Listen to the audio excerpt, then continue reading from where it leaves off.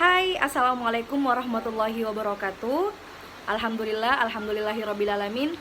Wassalatu wassalam ala ashrafil anbiya'i wal mursalin Sayyidina Muhammad wa ala alihi wa ashabihi ajma'in. Amma ba'd. First of all, let's say thanks to Allah subhanahu wa ta'ala.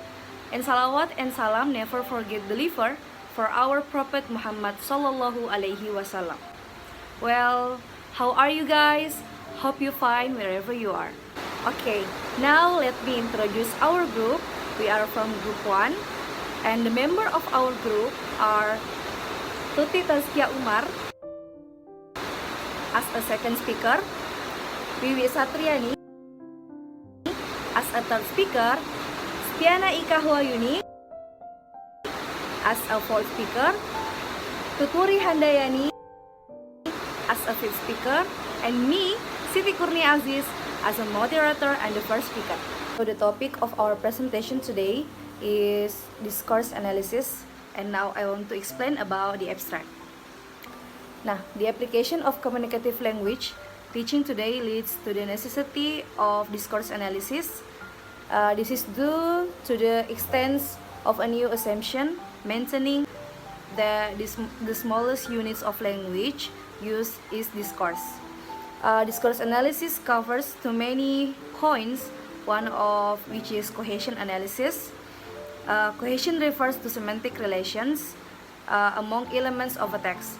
It holds an important role as a text-forming component.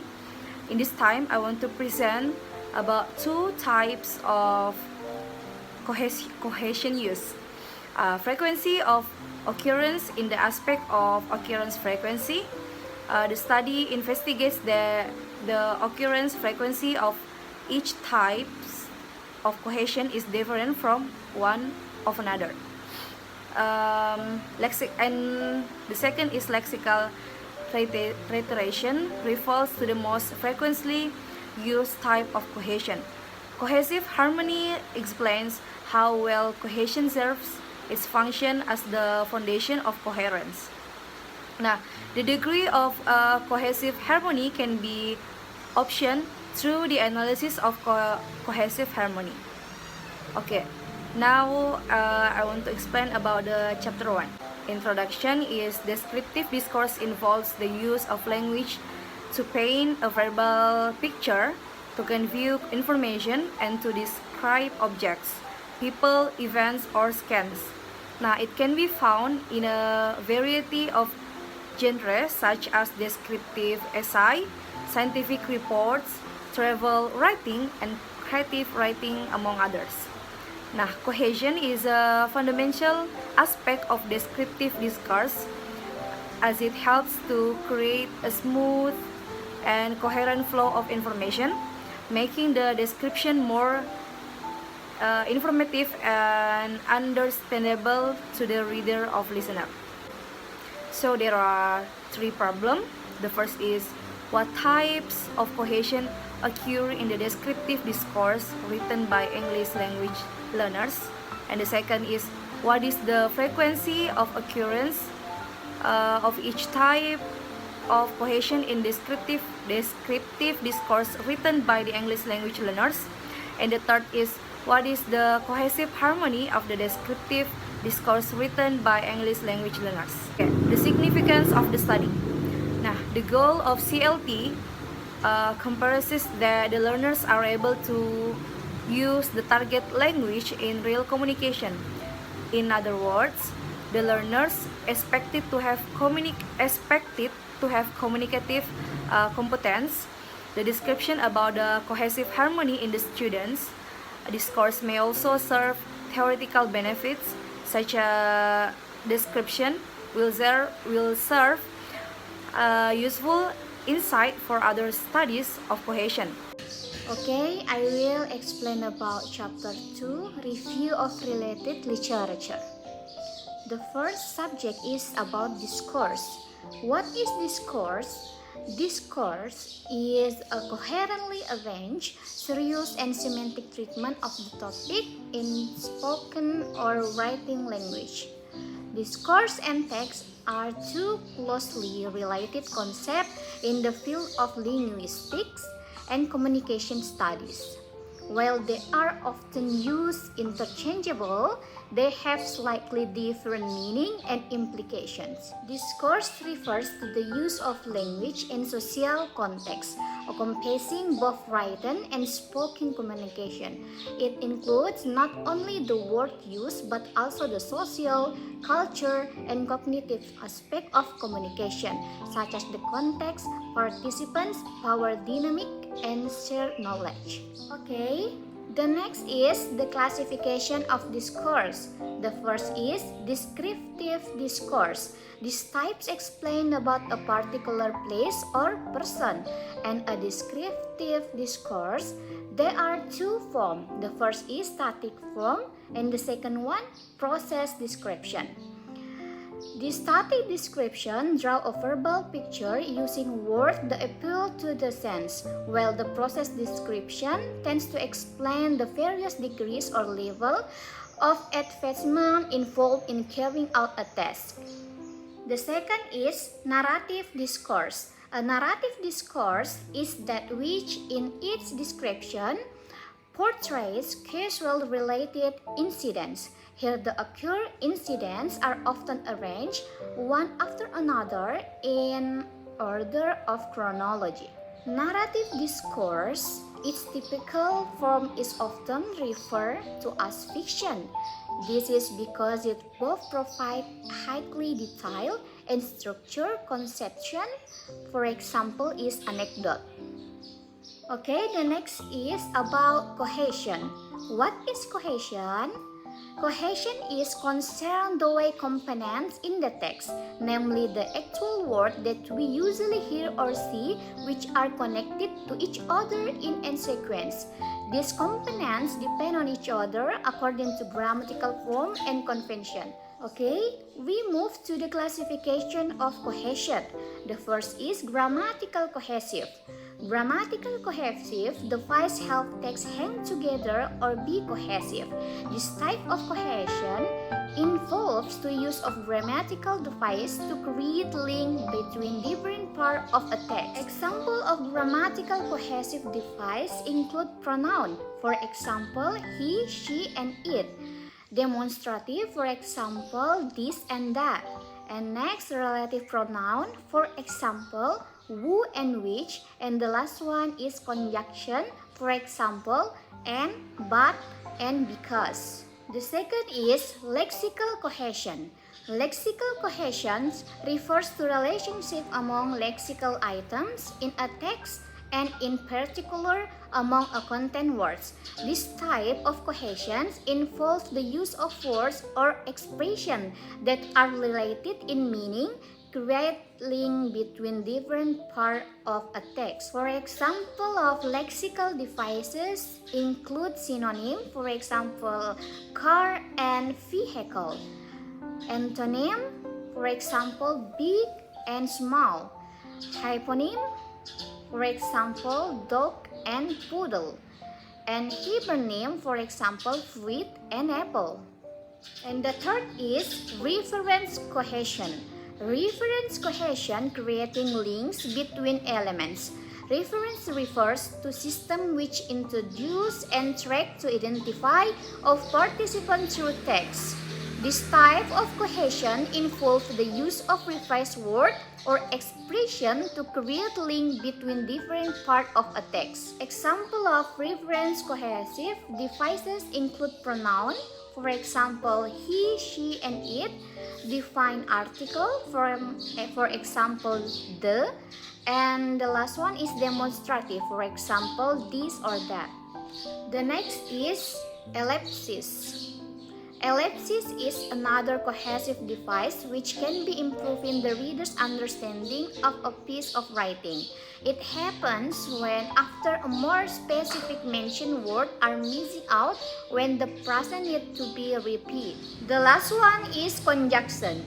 Conjunction create cohesion by relating sentences and program to each other by using words from the class of conjunction or numeral. This type of cohesion involves the use of conjunction or conjunctive adverb to link different parts of a text and indicate logical relationship between idea or event. For example, I went to the store because I needed some groceries. Assalamualaikum warahmatullahi wabarakatuh. I'm Wiwi Satriani as the next speaker. I would like to explain the fifth type of cohesion. It is about lexical cohesion. Haliday and Hasan classify lexical cohesion into two types. First is reiteration, second is collocation. First is reiteration. So what is the reiteration? It refers to the relation established by the same or similar present lexical items in different parts of the same text. Example, John bought a new book of the bookstore. The book is about animals. Here, the lexical book in both sentences refer to the same thing. The one is in the second sentences is the reiteration of that in the first. This is the reiteration cohesion that established between the two sentences. The second is collocation. It refers to the relation established by the presence of particular type of lexical that regularly co-occur in adjacent sentences. Example, you can smoke inside the class, you can smoke outside. This word outside in the second sentence is the collocation of the word inside. These two words tend to appear in similar content. The next point is about the procedure of cohesion analysis. Haliday and Hasan 1980 discussed in detail about cohesion in English. The procedure involves some steps. First is identifying T unit. According to Han 1977, a T unit is independent clause with its subordinate. Example, once upon a time, there was a little girl. She went out for a walk. She saw a lovely teddy bear and she took it home. When she got home, she washed it. The first and the second sentences are simple sentence.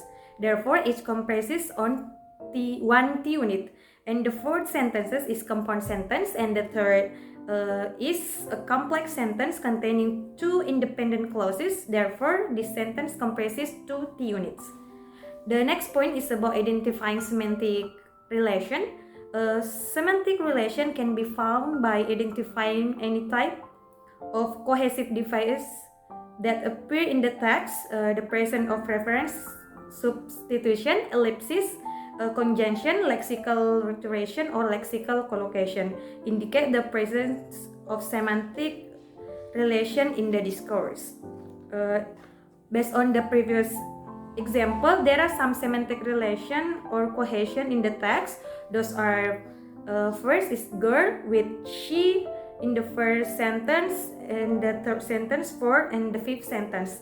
The relationship of these items occur because the presence of the same pronominal reference in T units. And the second is went out and go home. The two items are an antonymy for each other's, or antonym for each other's. And the third is teddy bear and it. The relation of this kind is classified as pronominal reference. And the last is home and home in the fourth and the fifth sentence. The relation categorized as lexical reiteration. Next is about labeling the identified cohesion. The codes for the names of the types of cohesion are provided as follows. PR, pronominal reference. DR, demonstrative reference. CR, comparative reference. And as nominal substitution. AC as adversative conjunction. LR, lexical reiteration. The next point is about obtaining the numbers of cohesion and T unit in each text. The previous example consists of 5 T units and 9 cohesion. Thus, the frequency of coherence of cohesion is obtained by this formula. Frequency of coherence is the number of coherence divided by the number of the unit. Thus, we can see the frequency of the cohesion occurrence in the previous text is 1.8 times. The next point is about the significance of cohesion in discourse. Based on some experts such as Halliday and Hasan 1988, John 1989, Witte and Fegley 1984, Samsuri 1987, 1988, it can be concluded that although there has been some criticism about the role of cohesion in the establishment of coherent text, no one claims that cohesion has nothing to coherence. All agree that cohesion reveals an important element of coherent text. The next point is about cohesive harmony. There are three types of relation. First is co-reference, second is co-classification, third is co-extension. First, co-reference. Co-reference relation occurs when two or more text elements refer to the same thing. And the second is co-classification. Relation occurs when two or more elements of a text refer not to the same thing but the identical class of things, process, and circumstances. The third is co-extension. Co-extension, it refers to something within the same general field or meaning. The next point is traditional concept of sense relations. There are some traditional concepts of sense relation. Those are synonymy, antonymy, meronymy, and the last is repetition of lexical items. Synonymy. In synonymy, the experiential meaning of the two lexical items is identical, and antonymy can be described as the oppositeness of experiential meaning, and meronymy, it refers to a part or whole relation, as in the case of tree, lamp, and root, where lamp and root are co-meronyms, naming parts of subordinate tree. And the last is repetition of lexical items. It is slightly similar. Experiential meaning is encoded in each repeated occurrence. The next point is cohesive chains. There are two types of cohesive chains. There are identity chains and similarity chains. First is identity chains are those formed by lexical items that are related by co-reference relation. Thus, every member of identity chains refers to the same thing, event, or whatever. And the second is similarity chains are formed by lexical items that are related by co-classification relation. Thus, the members of similarity chains refer not to the same but the semblance of things, events, or whatever. The last point of this explanation is about chain interaction. This refers to the relationship among the members of different chains. It will occur as they have functional relation in the text. The functional relations may reveal us first the relation of attribute, the relation of actor and action, the relation of action acted, the relation of action and goal, and the last is the relation of action or actor and location. That's all about my explanation.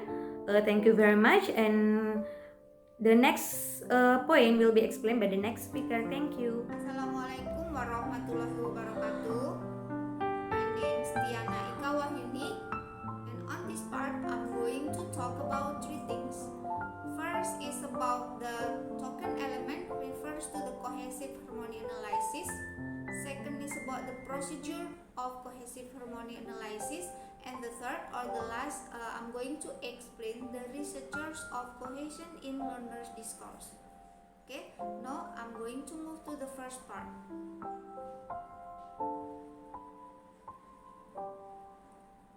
The term of cohesive harmony analysis is one of the way to analyze cohesion and coherence of the text. It basically designed to measure the text is either high or low depending on the degree of similarity among the token element.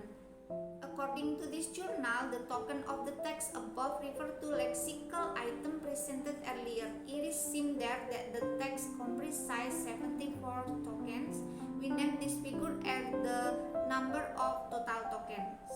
Total tokens are divided into two categories. The first is relevant tokens and peripheral tokens, while relevant tokens are subdivided into two kinds, that is central token and non-central tokens. The role of this token is indicate that not only the lexical item used are semantically interrelated, but also the message component are. Non-central token refers to the relevant token that do not interact, in contrast to central token. The presence of this token will lower the degree of cohesive harmony. They are indeed semantically interrelated, but as they are not supported enough by the presence of the other, they are unable to encode the interrelated message component. Next is the degree of cohesive harmony. This term explains how well the cohesion of discourse is. Here, Hassan in 1984 maintained that the degree of cohesive harmony is associated with the percentage of central token over the total token. The higher the percentage of central token over the total token, and then it's the better. And then she recommends that the percentage of central token over the total token be at least 50% for the text with a normal degree of cohesive harmony. However, the wider full story that Hassan in 1989 has not yet mentioned the scale of the degree of cohesive harmony. The only notion that can be utilized as reference to make the classification in her notion on the minimum percentage of central token over the total token, that is 50% for normal degree of cohesive harmony. Next, the second part is about 6 procedure of cohesive harmony analysis. There are 6 procedures of cohesive harmony analysis. The first is identifying T-unit. The second is lexical rendering. The third is configuring cohesive chain. The fourth is configuring chain interaction. The fifth is obtaining the number of tokens. And the sixth is interpreting the degree of cohesive harmony.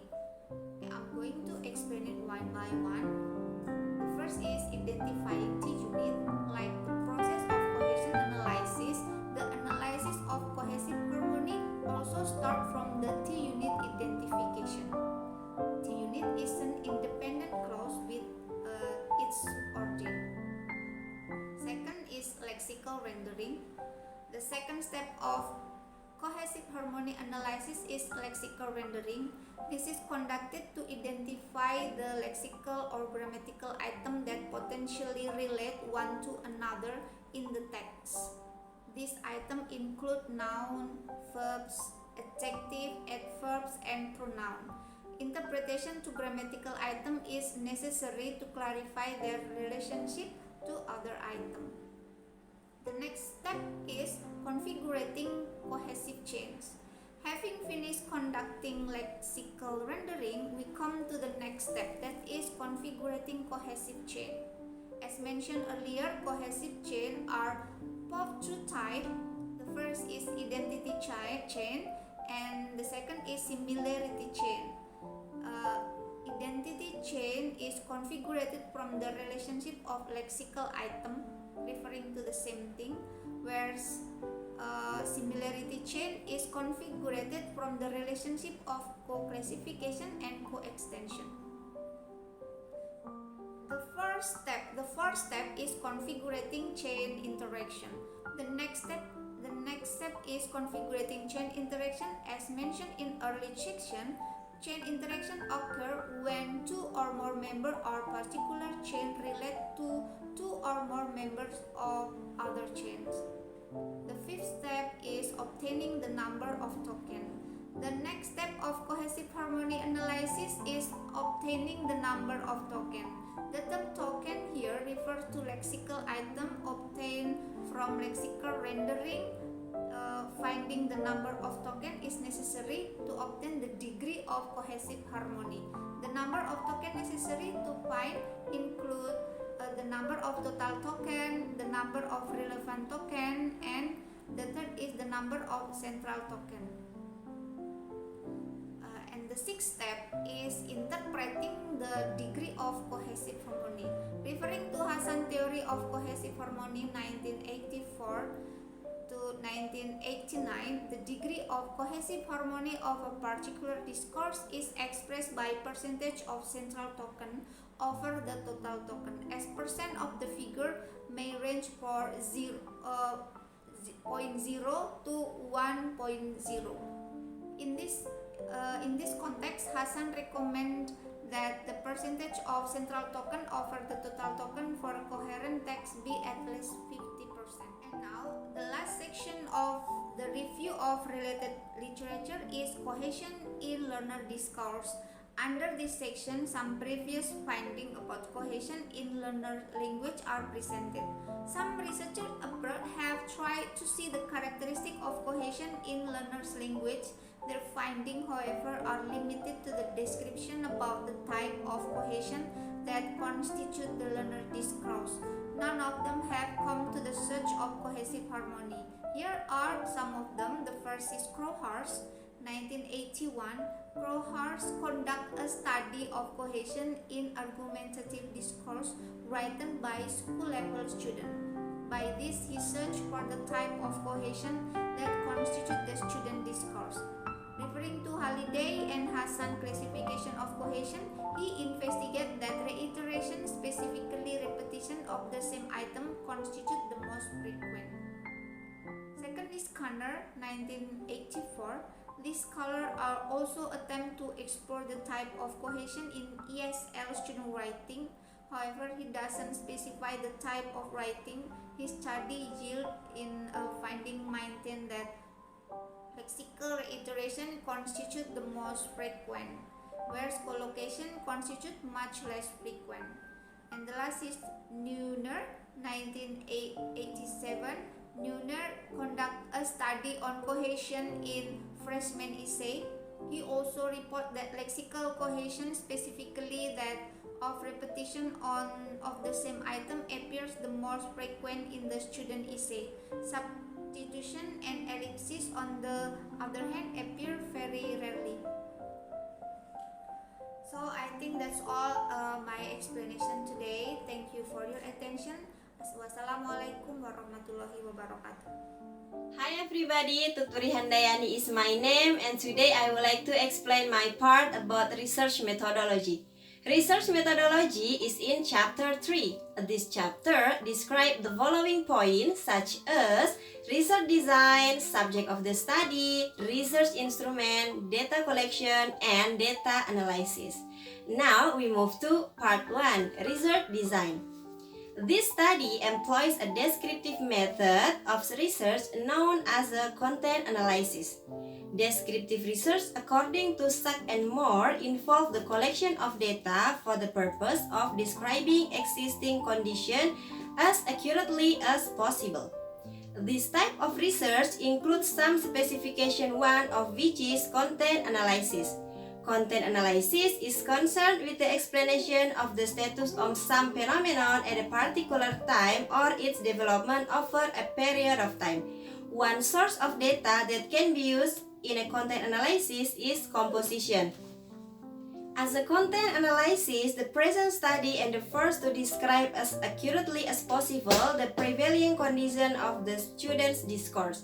Due to its limitation, the study describes a particular condition about a particular type of discourse.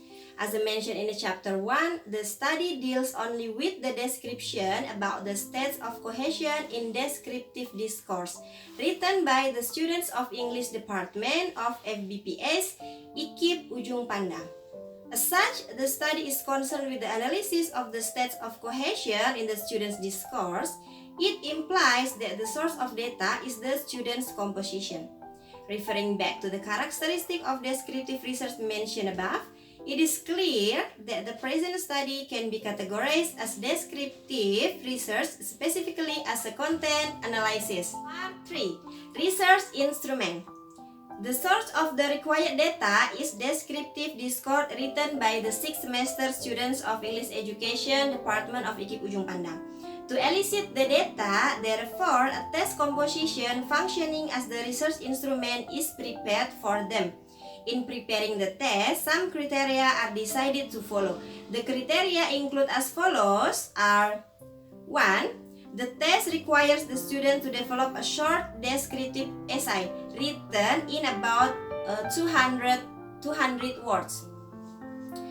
2. The topic to develop is the one the students are familiar with. And the last, the test direction is to be made as clear as possible. In attempt to make the direction be as clear as possible to the students, a tryout was conducted to some equivalent level students of English education of other university to see whether or not the test leads the students to develop descriptive essay as required in the study. Part 4. Data collection. The source of data required in the present study is descriptive discourse written by 6th semester of English Education Department of EBPS IKIP Ujung Pandang. To elicit the data, the test of composition described above is administered to the subject of study. Now, part 5. Data analysis. Data analysis is divided into some parts, and now the part is research data. That is the part 1 of data analysis. In the research data, in line with the problem discussed, the data required to answer the problems comprises 3 types. The first is the types of cohesion, the second is the frequency of cohesion, and the third is the degree of cohesive harmony. The first data describe the types of cohesion in the student's composition. Under each identified type, additional notes are presented to explain in what number of composition. Some problems found in the use of cohesion are also presented to let the readers see what problems of cohesion the subjects encounter. The second data describe the frequency of occurrence of cohesion in the student's composition. This includes some points: the frequency of occurrence of cohesion in each composition, the average frequency occurrence of cohesion in all composition, the frequency of occurrence of each type of cohesion in each composition, the average frequency of occurrence of each type of cohesion in all composition. The third data describes the degree of cohesive harmony of the student's composition. This covers some points. The first is the degree of cohesive harmony of all composition, the degree of cohesive harmony of all composition, the proportion of composition with the high degree of cohesive harmony and composition with the low degree.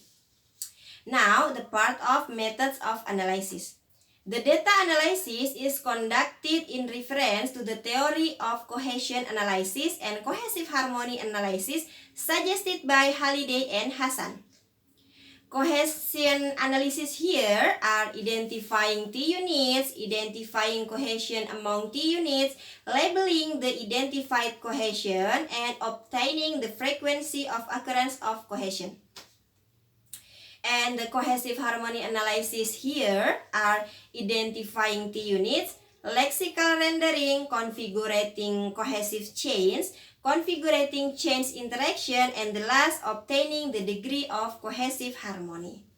I think that's all, guys, my presentation. Thank you.